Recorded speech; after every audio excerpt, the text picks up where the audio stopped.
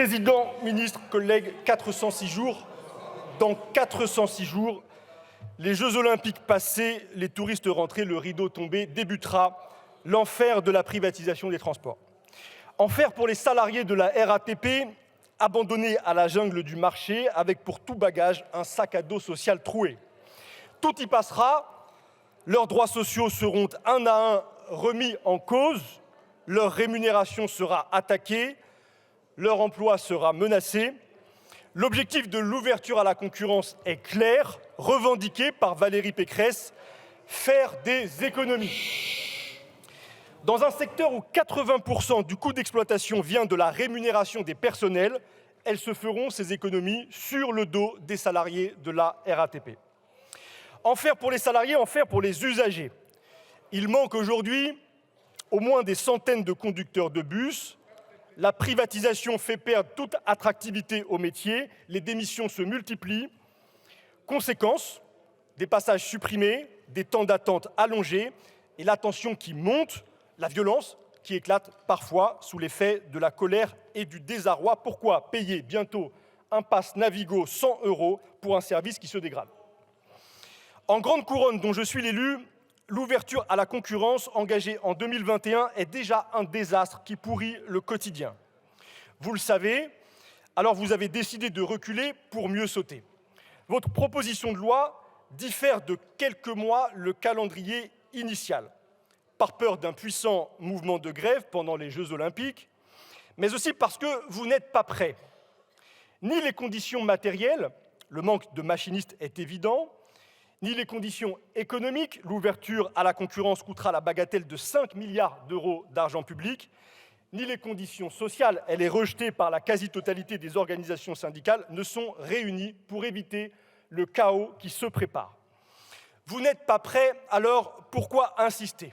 Rien n'oblige à l'ouverture à la concurrence du réseau de bus francilien, rien, pas même un règlement européen.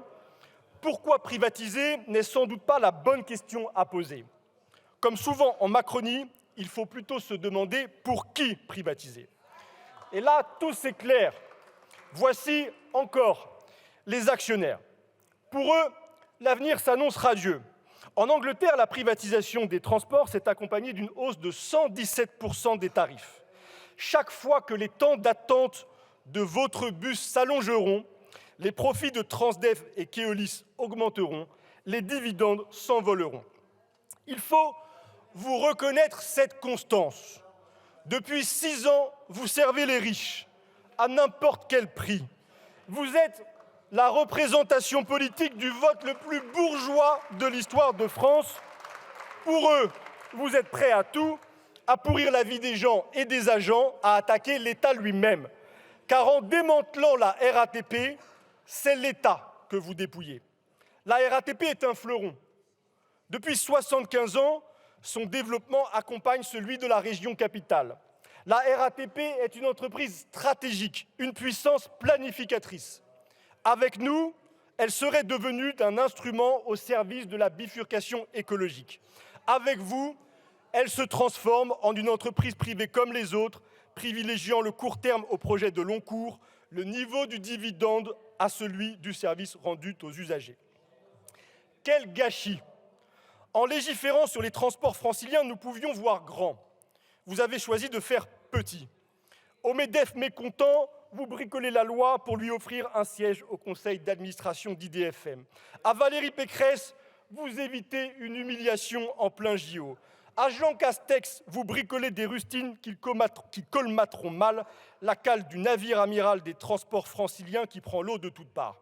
Cette proposition de loi est le plan de sauvetage d'un petit monde qui s'affole et pousse dans la coulisse ses petits arrangements. Chacun y voit une occasion, même notre ministre des Transports saura se satisfaire de l'opportun report de l'ouverture à la concurrence des lots parisiens au lendemain d'une élection municipale à propos de laquelle on dit qu'il pense suffisamment sérieusement pour craindre s'imaginer en candidat responsable du saccage de la RATP.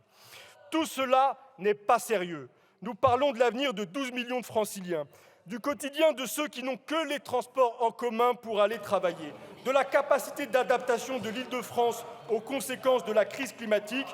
Pourtant, cette proposition de loi ne s'accompagne d'aucune étude d'impact, d'aucun avis du Conseil d'État. Nous voterons contre pour empêcher la catastrophe que vous nous préparez.